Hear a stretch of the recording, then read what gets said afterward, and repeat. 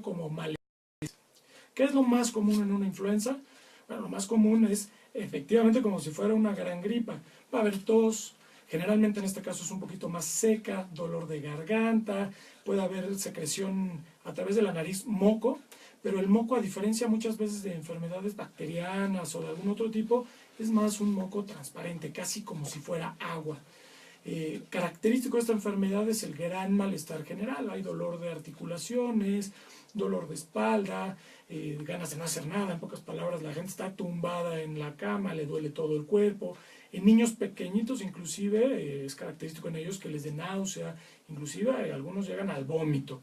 La fiebre es una fiebre alta en muchas ocasiones y la gente a veces lo confunde porque muchas personas piensan que si hay fiebre es bacteria y no tiene nada que ver. Los virus pueden generar también una fiebre como tal y en este caso pues es muy similar.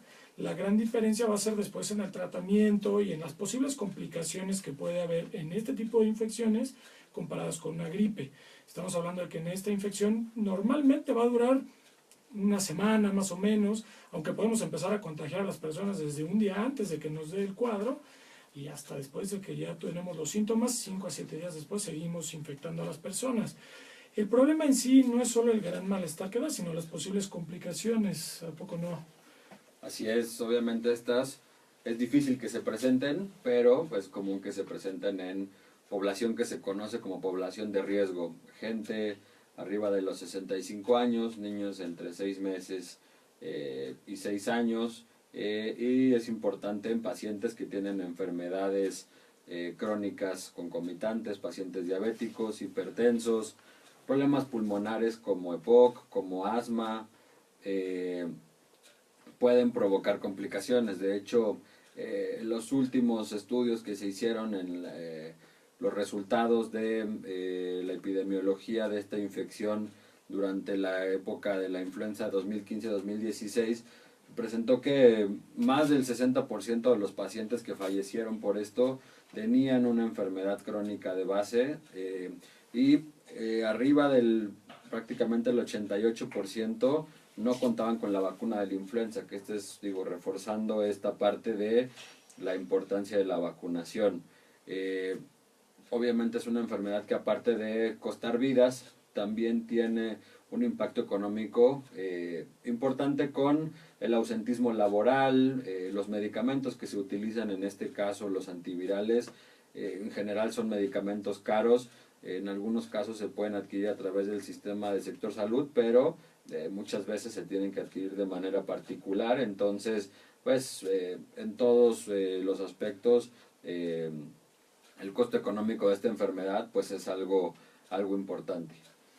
Así es, y bueno, ¿por qué lo estamos hablando en esta época, en este momento? Bueno, normalmente la etapa crítica, como decía el doctor Alberto, viene por ciclos, tiene sus etapas durante el año en donde esta enfermedad la vemos más comúnmente, y la más importante de todas, pues es la parte de invierno. Diciembre, mediados de diciembre es cuando se empieza a ver el gran pico, enero, febrero, y en muchas de las series llega esto casi hasta marzo, abril. Entonces es importante, las personas se quejan un poquito a veces de por qué me tengo que estar vacunando todos los años, si para algunas otras enfermedades me vacuné una vez en la vida y se acabó el problema, ¿no? En este caso hay dos características muy importantes de esta enfermedad en particular que hacen que sea importante hablarlo desde ahorita y no esperarnos a la época de las enfermedades. Normalmente este tipo de virus muta, es decir, cambia su estructura. Y al cambiar su estructura, no solo puede llegar a cambiar un poco el cómo afecta al cuerpo humano, sino que también la sensibilidad a los medicamentos y a las vacunas que utilizamos cambia. Es decir, nosotros para hacer una vacuna tomamos proteínas del mismo virus para que el cuerpo desde antes los vaya reconociendo y vaya generando sus anticuerpos, es decir, nuestras células que defienden. Cada año el virus de influenza puede cambiar y estas proteínas ser diferentes. Entonces nuestros anticuerpos, nuestras defensas que hicimos el año pasado, igual ya son para un virus que ya es diferente. Entonces no va a atacar al virus nuevo. Eso por un lado. Y por el otro, al ser diferentes tipos de virus, normalmente lo que se hace en estos grandes centros de investigación en donde se generan las vacunas es tomar las cepas que vienen o el tipo de virus que viene en este año en específico y sobre este tipo de virus hacen la vacuna. Esto puede variar porque no solamente igual y no le atinan en parte a cómo va a ser exactamente la estructura del virus, sino que también por zonas es diferente. En Estados Unidos puede ser un virus diferente al que tenemos en México o en Europa, en África. Es totalmente diferente. Entonces a veces las vacunas se tienen que estar renovando, modificando anualmente para que nos proteja adecuadamente.